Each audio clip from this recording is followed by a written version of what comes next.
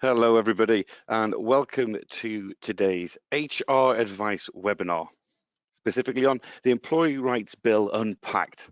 Now, my name is Matt. I'm one of your hosts for today, but as you can see, I'm also joined by a very special guest from Empowering People, who I'm going to be introducing you to very shortly. But first, let's get the housekeeping out of the way. So, if you've been here before, you'll know the rules. If not, these are the rules. Your microphone is automatically muted. So don't worry if you cough or sneeze or have to tell the cat to get off the counter. We're not going to interrupt our performance at all. So don't worry, you're completely safe and sound. Also, there's a handout that has been attached to the webinar. If you download that now, it's done and dusted, and you won't be kicking yourself later on if you forget. Some handy hints and tips in there. Also a copy of the slides that we're going to be going through today. You can also send us your questions, which we encourage all the way through the webinar itself. Press that speech bubble with a question mark inside, send it across, and at the end of the webinar, we're going to have a Q&A session with our very special guest, who I'm going to introduce now. So first off, my name is Matt. As I said before, I'm a learning facilitator here at Sage, and I'm joined by Stefan. Stefan, over to you. Hi Matt, great to be here. Yeah, so I'm Stefan Mars, head of the legal team at Halborn's Solicitors, which is part of the Empowering People group. Superb.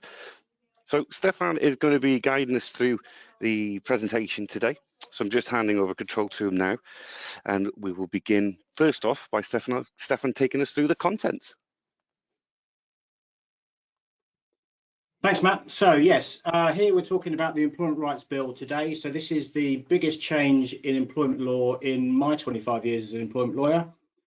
So the Labour Party, in the run-up to the election, included a commitment to a lot of these things in their manifesto, which they described as the plan to make work pay. And the government promised it would introduce legislation to reform employment law within 100 days of taking office. And lo and behold, on day 98, they published the Employment Rights Bill, which we are talking about today. And alongside the bill, there's also a next steps document, which they published outlining other reforms that they plan on implementing in the future, for example, including equal pay to cover race and disability. So we don't need to worry about those just yet. But yeah, here we're talking about the Employment Rights Bill, and obviously on the slide there is a bit of a contents page in terms of all of the main provisions of that bill. So the big ticket one, day one right to unfair dismissal, redundancy and restructuring, some changes around there, 0 hours contracts. So if you have employees on 0 hours contracts, some big changes afoot there, some points around work schedules, quite a lot of provisions in relation to trade unions, some provisions in relation to work-life balance, gender pay action plans, pay gap reporting, some fairly significant changes to sexual harassment duties, building on the changes that happened from October last year, some fairly small tweaks around family-friendly rights, and then changes around well-being, quite a big change around sick pay, so statutory sick pay, some changes around the time limits for bringing an employment tribunal claim, and then a new Fair Work agency which is being introduced. In terms of timescales, the only one that we have a definite timescale for is the day one right to unfair dismissal, which the government have said is being brought in October next year, October 2026. The rest of it, we just don't know yet, I'm afraid. It's pretty unlikely that any or much of it will come in this year. So we're thinking almost all of it will happen next year. But other than that, we don't have definite timescales at the moment. But at least, hopefully, most of it won't be until next year. So you've got a bit of time to prepare. So, starting with the day one right to unfair dismissal. So as I say, this is the sort of big ticket item and generated the most headlines. So as you probably know, in order to bring in a claim for unfair dismissal, you have to have 2 years service. And that's been the case since 2012. And it's never been the case that there's been a day one right to unfair dismissal. So this is a really quite a significant change. And it literally is going to mean that from day one of your employment, you are going to be able to bring an unfair dismissal claim. So if you're dismissed on your 3rd day of employment, you will be able to bring an unfair dismissal claim. But there is going to be what the government describes as a lighter touch procedure during a statutory probationary period. Now, they haven't confirmed yet how long the statutory probationary period is going to be.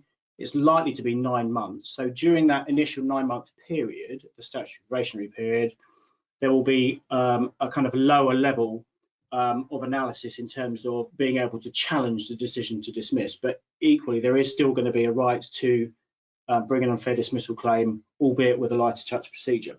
Now, again, we don't have the details yet of exactly what this lighter touch procedure is going to be. It's likely to consist of having a meeting with the employee, having a potentially fair reason, so one of the current 5 potentially fair reasons to dismiss them, allowing them to be accompanied by a trade union representative or a colleague, and then also confirming the outcome in writing. So other than that, we don't really have a good idea yet what this lighter touch procedure is going to be. It's also likely that there will be a lower level of compensation available if you do dismiss within that initial 9-month period during the statutory probationary period. One key point to make around this lighter touch regime and the statutory probationary period is it will only apply where the reason for dismissal relates to the employee themselves, so misconduct or performance. It won't apply where the reason doesn't apply to the employee personally. So if we're talking about a redundancy situation, if you're carrying out a redundancy consultation exercise, you won't be able to rely on this initial 9 months lighter touch procedure. So if you're having a redundancy consultation exercise and you've got an employee with 3 months service, you're going to have to follow a full redundancy consultation procedure as you would currently for an employee with more than 2 years service. So the only real bit of good news for employers is the timescale. So we definitely know that it's not going to come until autumn 2026. So you're going to have a good while to plan and prepare for this change, but obviously it is really quite a significant change. Another small bit of good news is it won't apply this day one right to unfair dismissal. It won't apply where the employee hasn't actually started work. So if you need to withdraw a job offer, for example, the employee won't be able to bring an unfair dismissal claim, but it is still obviously a pretty significant change in terms of the way employers conduct themselves in terms of particularly new employees to the business.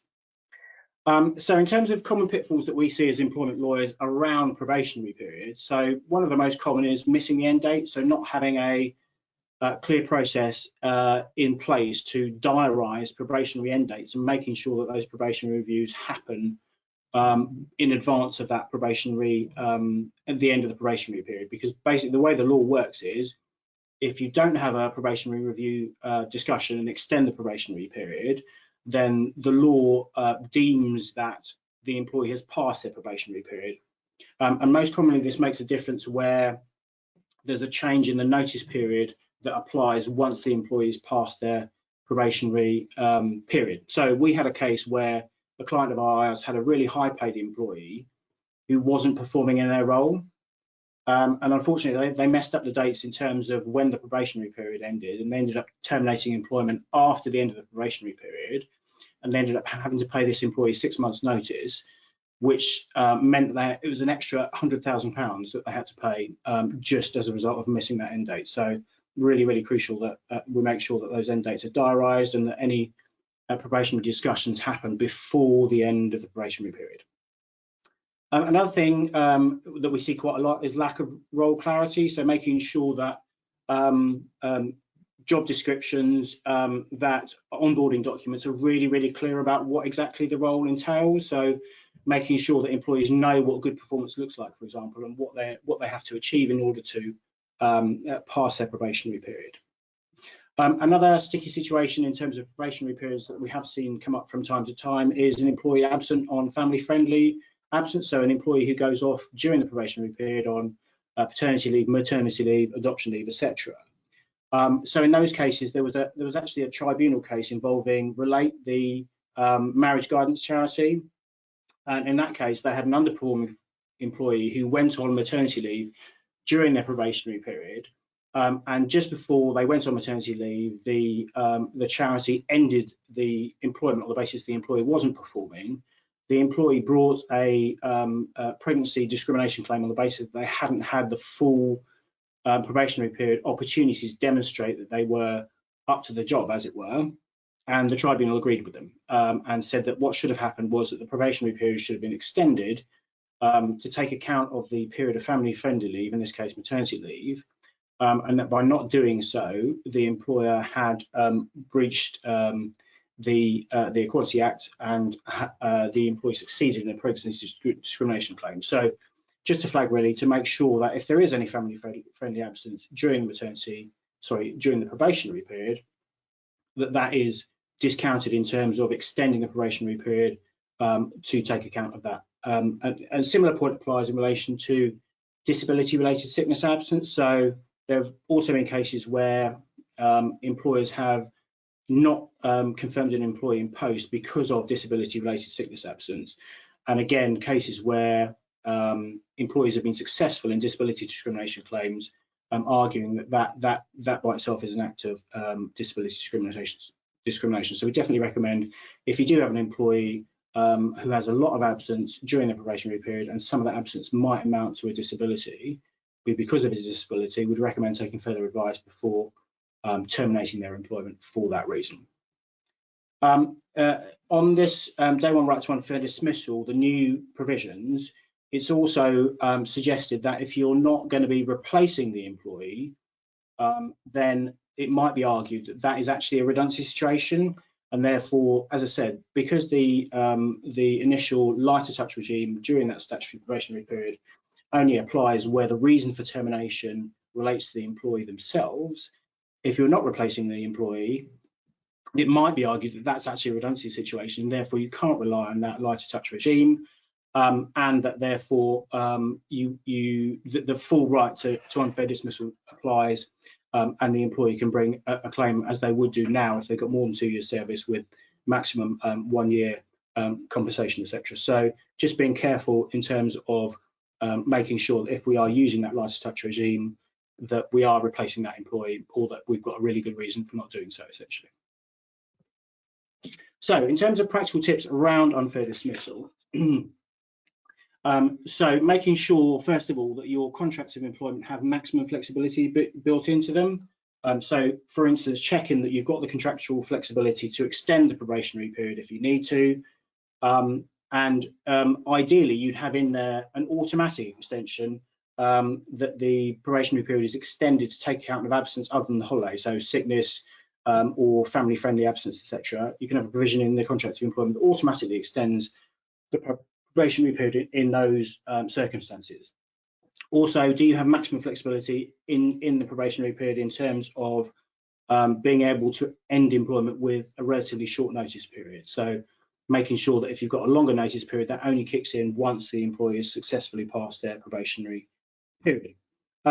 We'd obviously recommend viewing it in a positive way if the employee does successfully pass their probationary period, so celebrating success in those circumstances, making sure that the employee knows that they're doing a really good job, and that you're identifying kind of stars of the future, but also making sure that they've got the tools that they need to succeed in the job after passing the probationary period, until their first annual appraisal or annual catch-up. So we quite often see that employers are really good at setting objectives during the probationary period, and then the employee passes the probationary period, and there's a bit of a kind of limbo period where it's not quite clear what exactly the employee has to achieve in between passing their probationary period and their first annual appraisal or catch-up. So making sure that we're really clear with the employee what good performance looks like in that period, to make sure that they've got the best chance of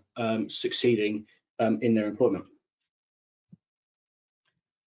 So in terms of other practical tips around this day one right to unfair dismissal, so obviously we'd all like to recruit the right people, but it brings the focus even more so on doing that. So looking at your recruitment processes, your recruitment literature, your job adverts, to make sure that you've got the best chance of recruiting the right people in the first place. There's also an emphasis around values-based recruitment. So there's been various studies that have shown that if you can recruit employees that share your values as a business, they've got a better chance of succeeding. So trying to make sure that the values of the employee match the values of the business, and that if you haven't got, for example, written values for your business, that you think about producing some, so that you can make sure, as I say, that there's as much of a good fit between the values of the people you're recruiting and the values of the business.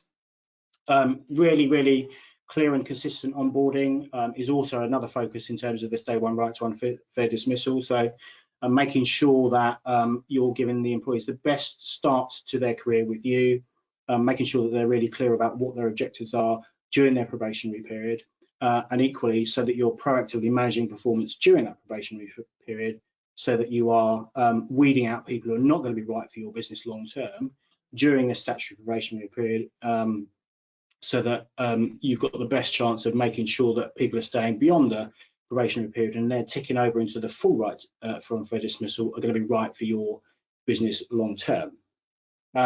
Clear accountabilities and objectives. So we really like the concept of accountability. So it's the kind of 4 or 5 things that an employee is responsible for delivering on. So if you've got those for all of your employees, it makes it really helpful in terms of being able to make sure that there's as little overlap between job roles as possible, and everyone's super clear about what it is exactly that they're responsible for delivering on, and what they're going to be measured on in terms of their performance. And then finally, on the day one right to unfair dismissal, thinking about possibly having a probationary period policy in place, so you're really clear with employees about what they're expected to do during their probationary period, what they're expected to achieve, but equally what the role of the manager is in terms of how the probationary period works, having really regular checkups and check-ins, probationary reviews, again, proactively making sure that training and support is provided during the probationary period so the employee's got maximum chance of succeeding in their role. So that's day one right to unfair dismissal. Then we got some changes around redundancy and restructuring coming in as part of the Employment Rights Bill. So again, in common with everything else in the Employment Rights Bill, apart from day one right to unfair dismissal, we don't have a specific introduction date for these changes yet, but we think it's likely to be sometime next year. So the first change is around fire and rehire, so termination and re-engagement. So this is where you've got a contractual change that you need to push through. The employee doesn't agree to the change, and you're left with no alternative but to terminate their current employment on notice and offer them re-employment under new terms and conditions with the altered, with the new contractual provision that you want to introduce. So currently you can do that. For an employee with more than 2 years service, it does entitle them to bring an unfair dismissal because it is still unfair dismissal claim because it is a dismissal in law, but it's relatively easy to show that it's a fair dismissal as long as you've got a sound business reason for the change and you carry out a fair procedure in terms of carrying out that dismissal. That's all going to change under the Employment Rights Bill. So basically, fire and rehire, termination and re-engagement is going as an option for employers under the Employment Rights Bill, unless you can show that the business is literally on its knees in insolvency, and the only way you can prevent the business from becoming insolvent is to impose changes through fire and rehire. If it's not one of those circumstances, then if you do go down the fire and rehire route, the dismissal is going to be automatically unfair. So that's a pretty big change in terms of the current law. I would say that not many employers actually have to go through this fire and rehire process or termination re-engagement. There was a CIPD survey that found that only about 2.9% of the employers they surveyed had actually used fire and rehire in the past in terms of actually having to go through with it. But it is quite a useful option currently where you've got an employee who's being unreasonable and won't agree to a change that everybody else is doing so, and you need an answer when they say to you, well, what happens if I don't agree to this change? That's not going to be an option for you going forward under the Employment Rights Bill. In terms of practical solutions around the fire and rehire option, we'd suggest that you look at your current contracts of employment, make sure that you've got maximum flexibility built into contracts so that the contract already allows you to make any changes that you need to. So things like geographical mobility clauses, if you need to move the employee's place of work, does it allow you to do that? Does it allow you to change their days of work and hours of work? So making sure that you've got as much flexibility built into your current contracts as possible so that when fire and rehire goes as an option, you can still make changes that you need to make without falling foul of these new provisions. Okay, so then we're on to collective redundancy consultations. So this is currently where we're talking about where you need to make 20 or more redundancies within a 90-day period at one establishment. An establishment generally means site. So if you're making 20 more redundancies at one site within 90 days, at the moment there is an additional bit of legislation that kicks in that means that you have to collectively consult with employees about those redundancy proposals. So you need to elect employee representatives, you need to consult with them, you need to give them various specified information in writing, and there's another process you need to follow, and if you don't follow that process, potentially it's a criminal act, and there's a claim that employees can bring for up to 90 days pay, gross pay per employee if you fail to carry out collective redundancy consultation when you should have done. So basically, under these new proposals or the new provisions, there are going to be more situations where you need to carry out collective redundancy consultation. So there has been a bit of movement on this. So originally it was proposed that at one establishment part of the test would go completely, so that it would be 20 or more redundancies across the entire business, would trigger a right or an obligation to carry out collective redundancy consultation.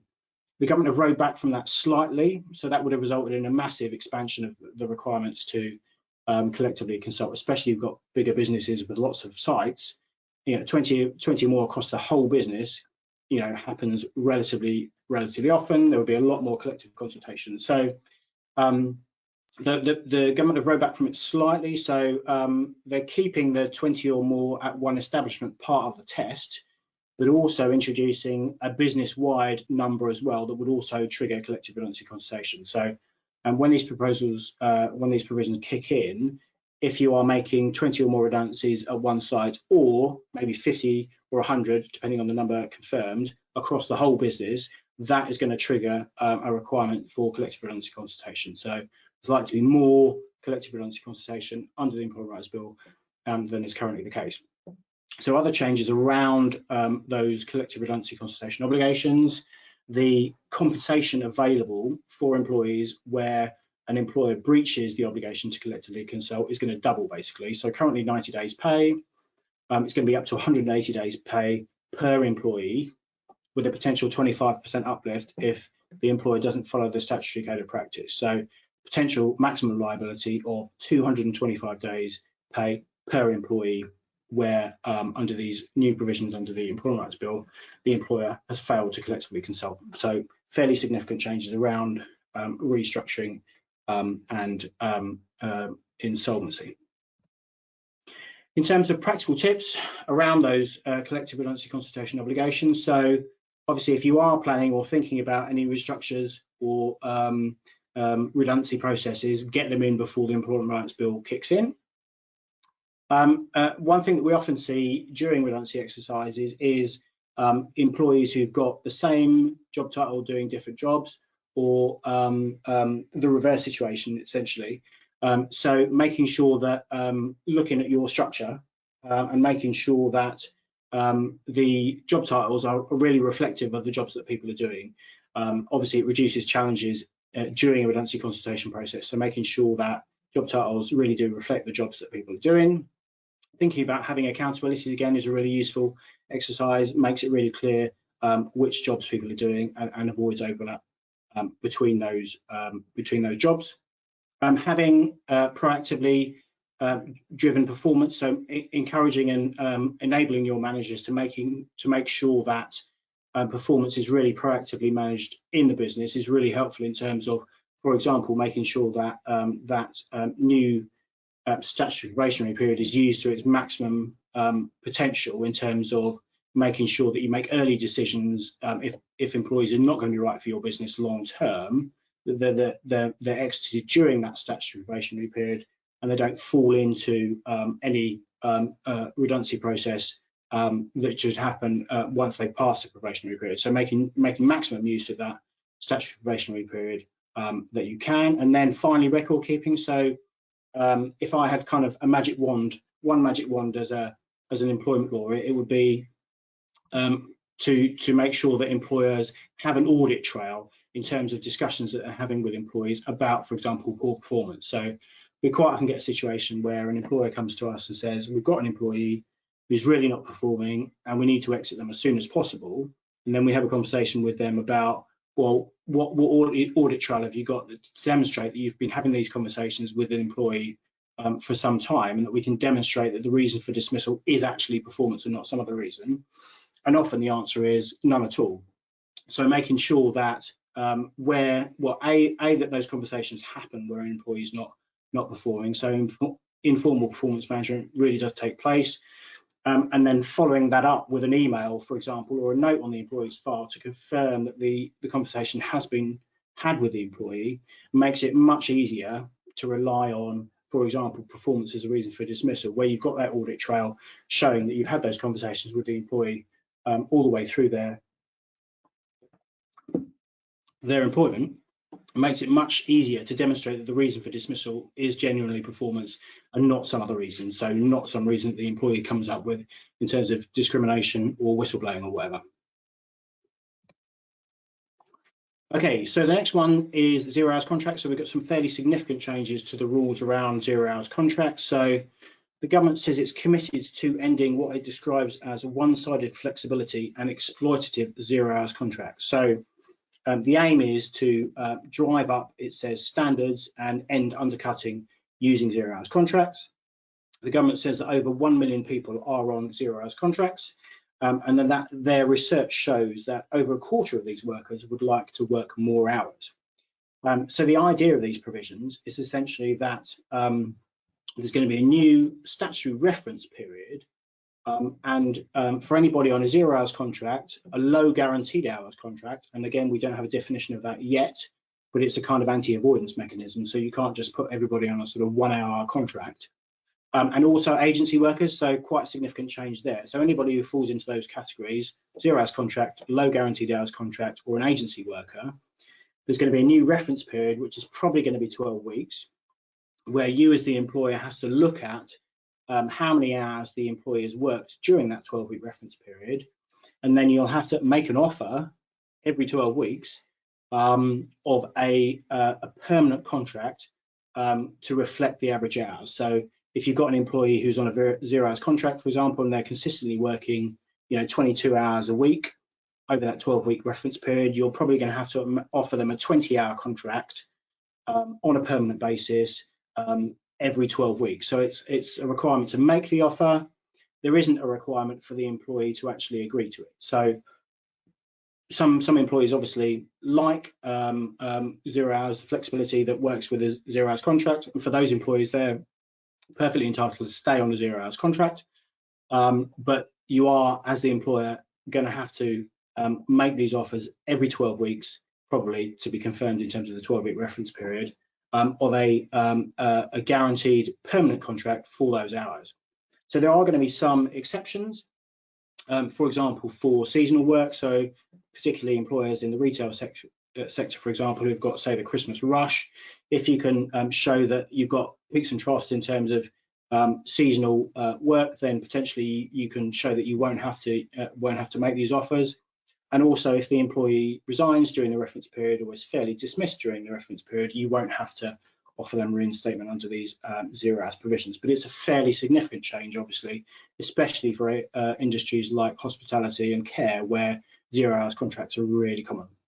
Also, really big and significant changes in relation to agency workers. And in terms of agency workers, it's going to be the end hirer that's going to have to make the offer in terms of that permanent contract. Okay, so practical tips in terms of these 0 hours contract provisions. So have a look at your current workforce. What use do you currently make of 0 hours contracts, low minimum hours contracts, and agency workers? And what difference to your business would it make if when these changes kick in? And we don't, as I say, know exactly when it's going to be, but it's likely to be sometime next year. So have a look at seasonal fluctuations. So is it likely you're going to be able to rely on one of these exceptions in terms of not having to make these offers? Look at the 12-week calculation. So look at the peaks and troughs in terms of your use of fixed-term contracts. See whether 0 hours contracts. See whether you can manage without 0 hours contracts. So could you do it a different way? Could you use fixed-term contracts, for example? And then also there are going to be some changes which we'll come on to in a moment in terms of the notice that you're going to have to give to employees about changes to shifts.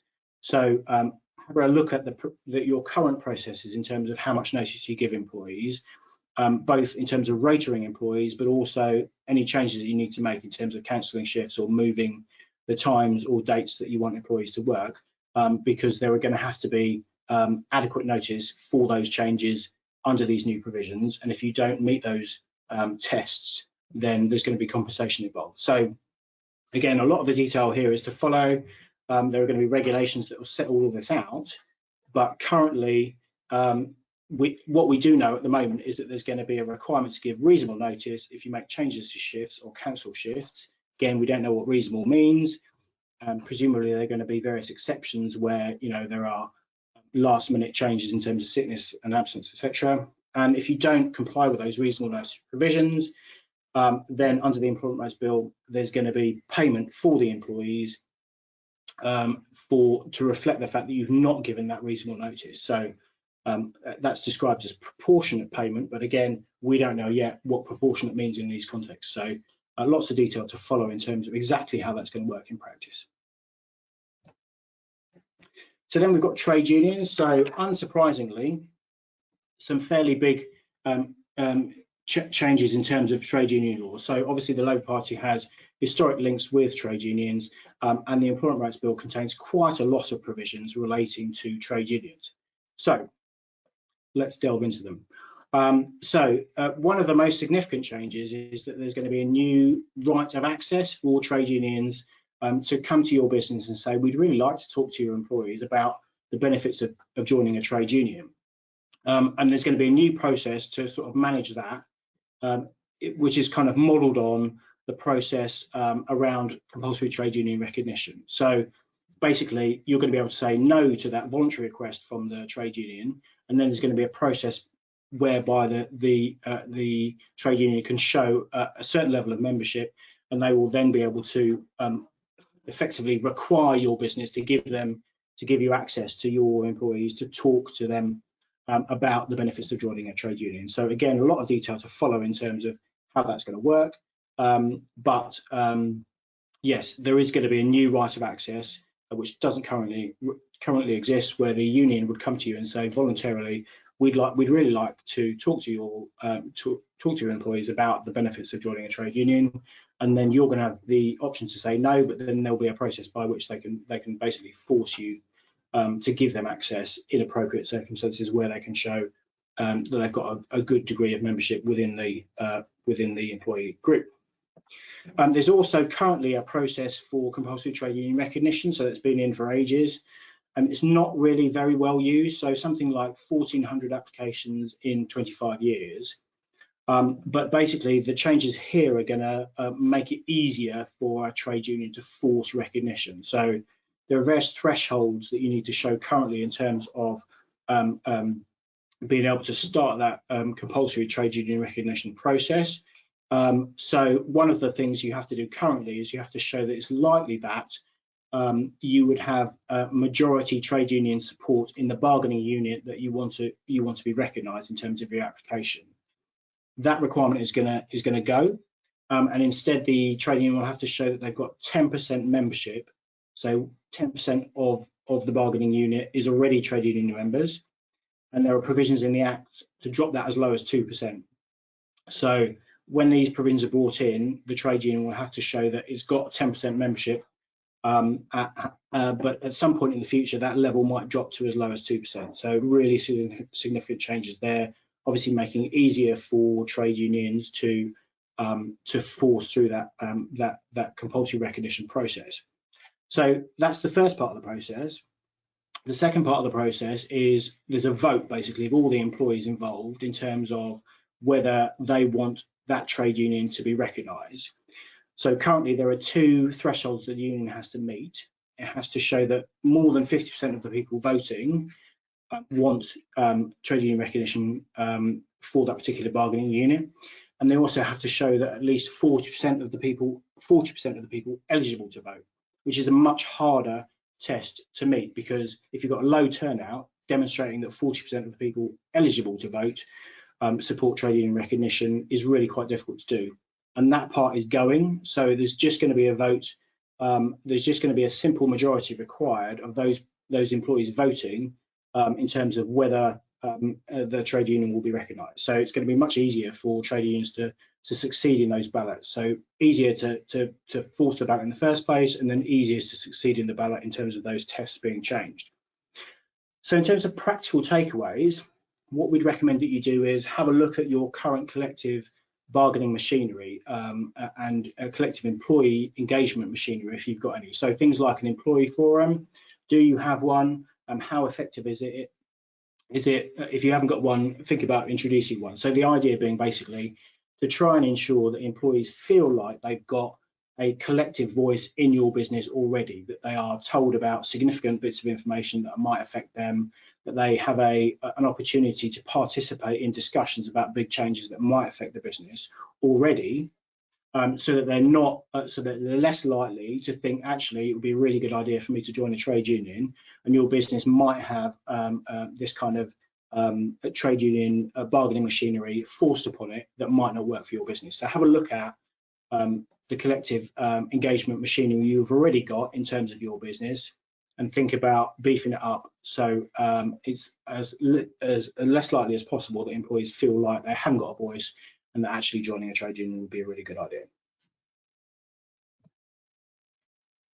So some changes around work-life balance as well. So not really significant changes in terms of flexible working. So the same 8 statutory grounds that you can currently rely upon in terms of saying no to a flexible working request. But there are going to be some additional duties in terms of you will need to show that it's reasonable for the first time for you to rely on one of those reasons. So you're going to have to set out in writing in the outcome letter why it is reasonable for you to rely on one of the reasons to say no for flexible working.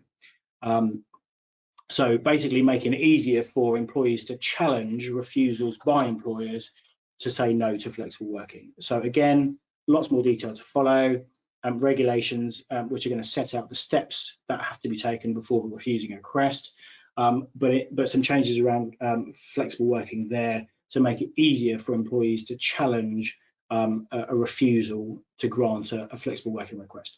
And in terms of practical tips around that, so looking at what training you give your managers in terms of dealing with those flexible working requests, so making sure that managers recognise what is a flexible working request and what they need to do when they receive one, and maybe thinking about something like a manager guide, so a written document that managers can use as a source of reference in terms of what do they need to do when they receive a flexible working request, what are the reasons why you can say no to a flexible working request, how do trial periods work, and that kind of thing.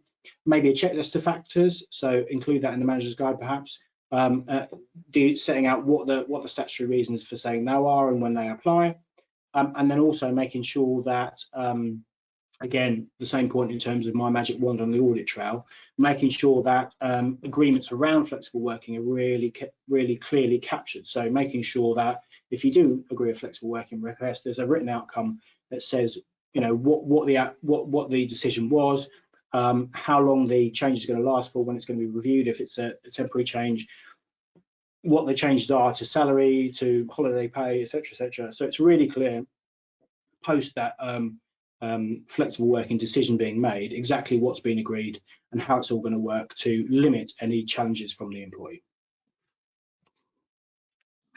Then we've got gender pay action plans. So this is so currently employers with more than 250 employees have to publish statistics around the gender pay gap annually, and include those on their website. So there are going to be more duties around gender pay action going forward under the Employment Rights Bill. So you're going to so currently a lot of employers include a narrative with that gender pay gap statistics to set out, you know, if there is a differential, why that is, and what they're doing about it. Basically, what the steps they're taking to, for example, promote senior recruitment amongst women, you know, encourage women to join the board, etc., etc. So that's going from a voluntary process to a mandatory process. So there's going to be a requirement to publish equality action plans for employers with more than 250 employees. Again, we don't have the detail in terms of exactly what that's going to include and when that provision is going to kick in.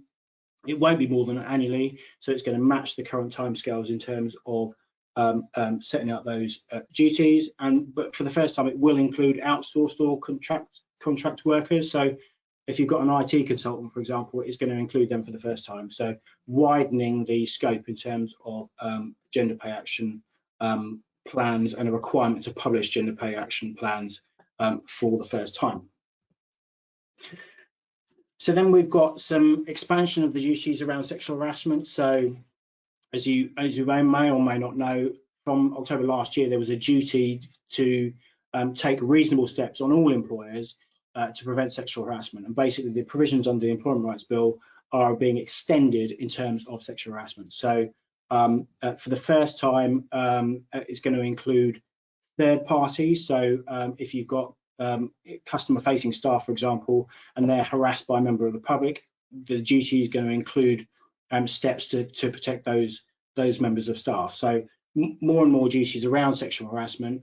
Lots of practical tips there in terms of having a really clear policy, thinking about manager training, but not just managers. All colleagues really should be having training in relation to sexual harassment, what it is, how to prevent it, what should you do if it affects you or you see it happening. So making sure that training is really consistent across the business in terms of at the onboarding stage and then annually in terms of sexual harassment. So yeah, lots more focus on sexual harassment than is currently the case, and there's obviously already quite a lot. So some more changes around family friendly provisions. So some changes around protection for returners from family friendly leave, so maternity leave, adoption leave, paternity leave, so making it more difficult for employees to be dismissed in those circumstances. A new right to bereavement leave. So again, not much detail there about how it's going to work. It's definitely going to kick in from day one of employment. It's probably going to be 1 week and unpaid, but again, we don't know detail yet in terms of how exactly it's going to work.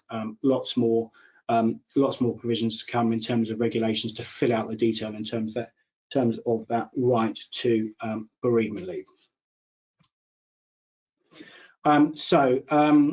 Also some changes around parental leave. So this is the unpaid leave that applies to employees at the moment. Very low take up because it's unpaid. So it's going to become a day one right. Whether that will make much of a difference in terms of the take up of parental leave, we'll have to see. Also, paternity leave is also going to become a day one right. So currently there's a service qualification in terms of paternity leave. That's going to cease. So you're going to be eligible for paternity leave from day one, and also you're going to be able to take paternity leave after shared parental leave for the first time. Just to finish up now on some other changes in relation to the Employment Rights Bill. So menopause action plans. So lots of focus around menopause at the moment. It's really topical. There have been quite a few cases through the employment tribunals.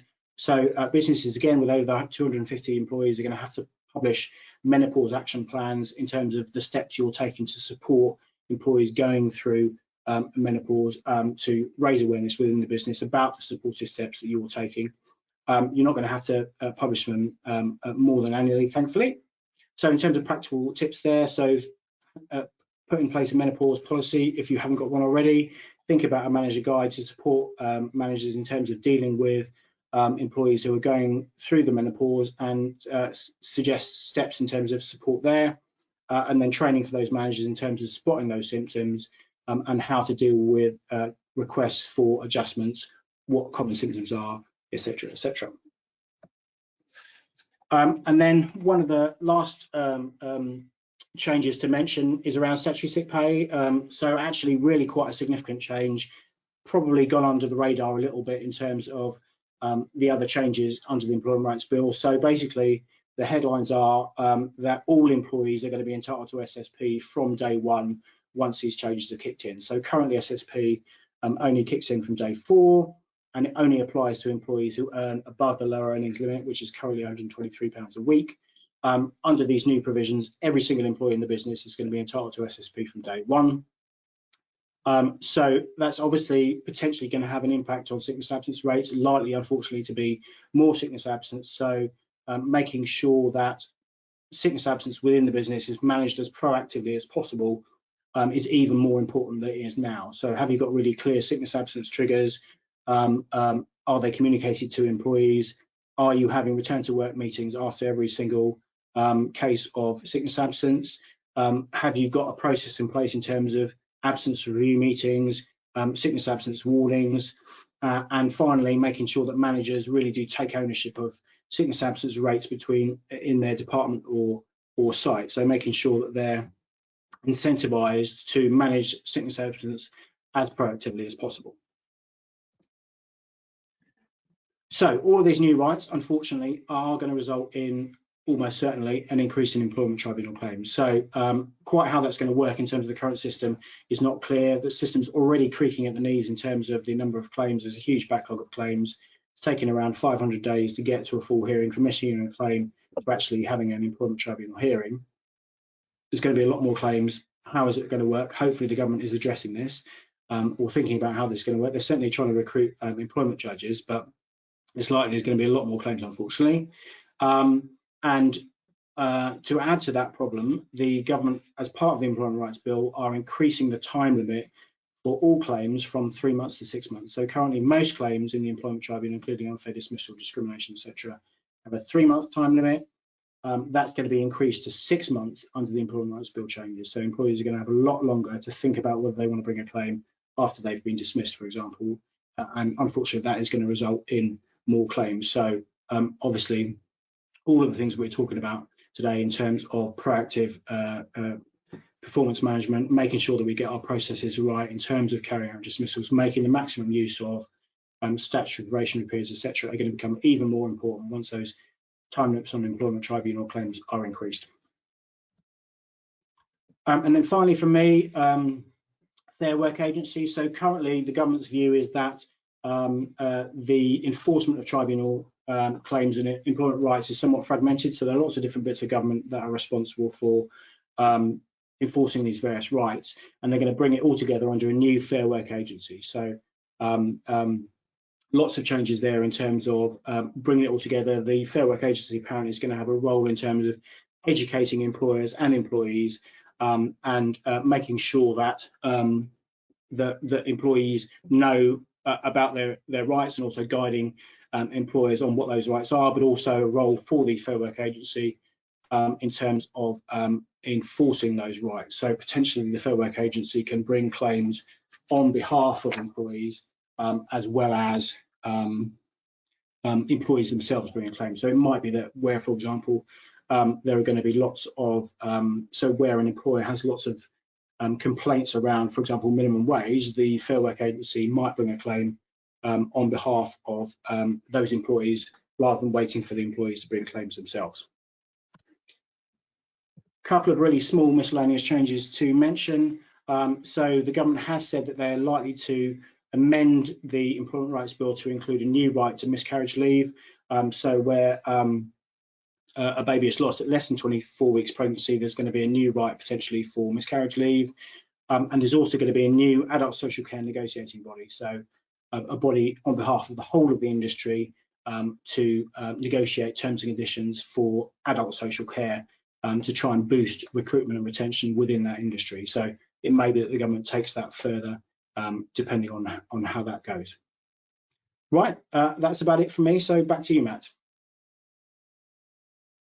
Thank you very much, Stefan. Thank you very much indeed. Chock full of information there, and some really, really good questions came in. We haven't got time to go through them all, so unfortunately, if we don't get to your question, we will reach out with an answer. But just to pick a couple, if that's okay, Stefan. The first one we had was in connection with the zero-hour contracts. So Siobhan asked, will the zero-hour contract legislation apply to Northern Ireland? That's a really good question. I think that's to be clarified. So we can certainly look into that. Yeah, if you can take her details, we'll definitely confirm the position in relation to Northern Ireland. Absolutely. Also from Catherine, same subject, was what can you offer in the first instance until you can work out a 12-week reference period? Again, with the zero-hour contracts, I believe. So yeah, so the you're not going to have to make an offer until the 12-week reference period has been completed, and once that period has been completed, then the obligation to make the offer kicks in. Superb. And one was in connection with construction industry. So Chloe asks that you use a lot of agency labourers within the construction industry, and does that mean that they'll now have to offer them a permanent contract? Potentially, yeah. I mean, obviously, there's a lot of detail to come in terms of how these are going to work in practice. But yes, that's the intention of the legislation, unless one of those exceptions applies. Where you've got a seasonal workforce or whatever. Yeah. So potentially, yes, you are going to have to make offers to agency workers under these provisions. Superb. Then we moved on to the subject of trade unions, and a couple of questions there as well, Stefan. So Rachel said, we are a company of less than 50 employees, and currently we don't have a trade union. Do we still have to include the right to join one in our contracts? Yes, you are going to. You're going to have to. So, I mean, obviously, currently employees have the right to join a trade union. So this is just kind of educating them about this right. So, yes, again, the detail hasn't been published yet, but my understanding is every single employer going forward is going to have to include in your contract of employment a statement that the employee has the right to join a trade union. Spot on. Again, within the construction industry, we employ staff on full contract in construction industry. If there's no work available, we lay off people, but can potentially take them back 2 to 3 weeks, maybe more later.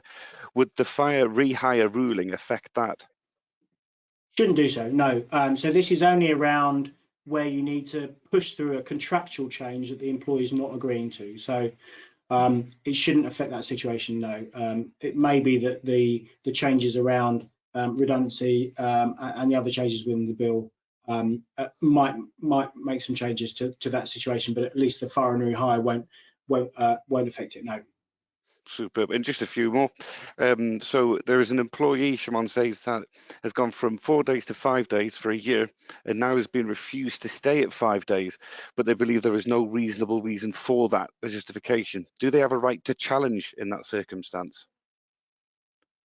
Well, currently it depends on the circumstances. So I think you need to take individual advice.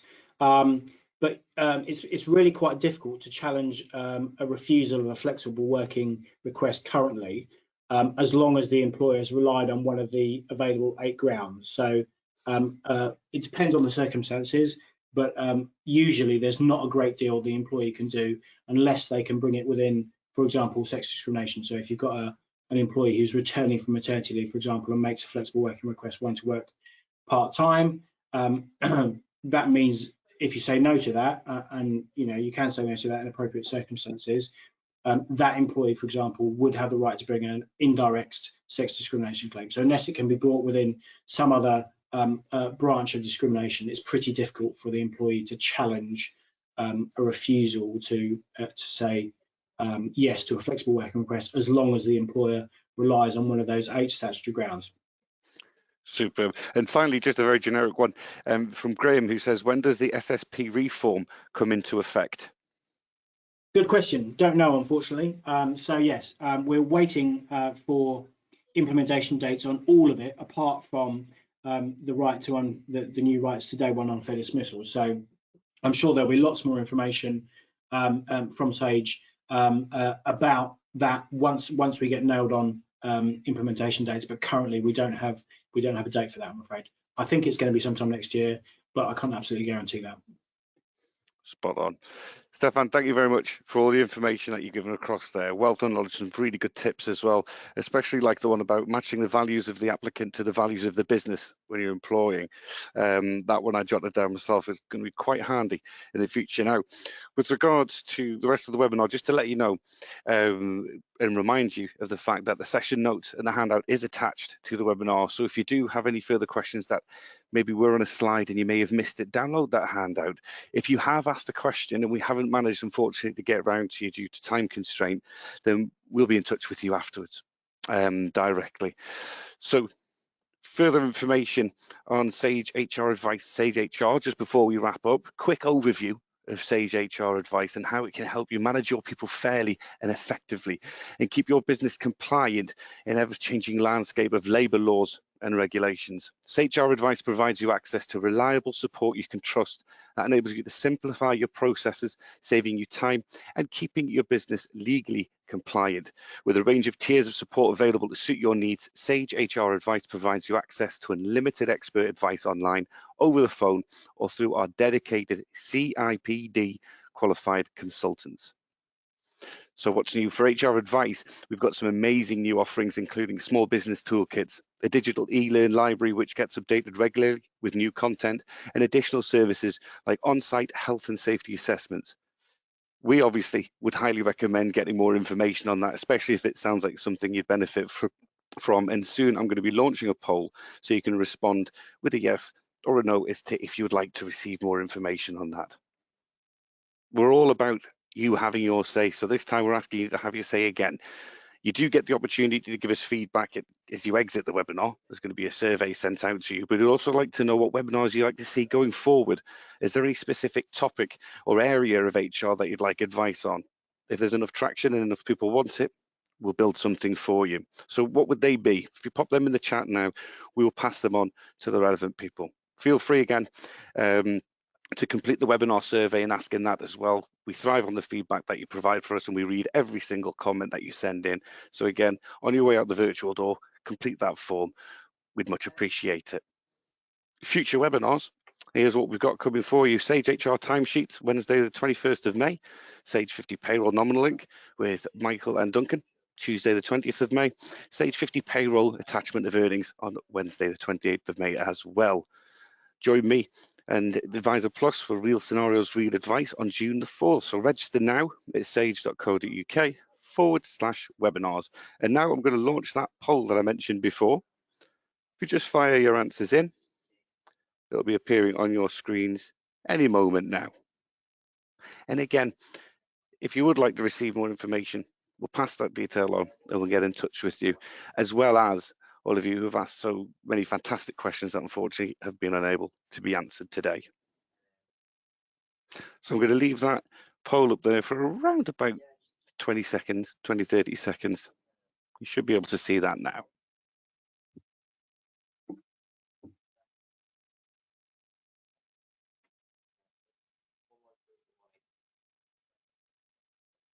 Superb, a lot of people answering. Thank you very much indeed.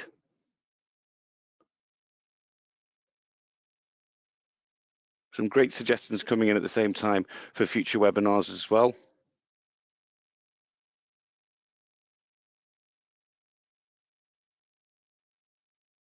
Excellent.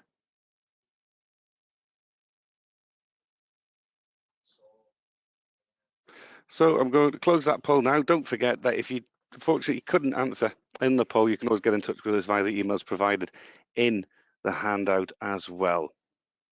So thank you very much indeed. All that is left now is for me to thank you all for attending today. And there's been a lot of information shared, so hopefully you've gone away like I have with some very helpful tips on how to handle situations in the future. A big thank you to Stefan for giving your time today and also your superior knowledge, if I can say that. So I'm going to end the webinar now. Again, I hope you all have a wonderful week and hopefully we'll see you soon. Bye for now.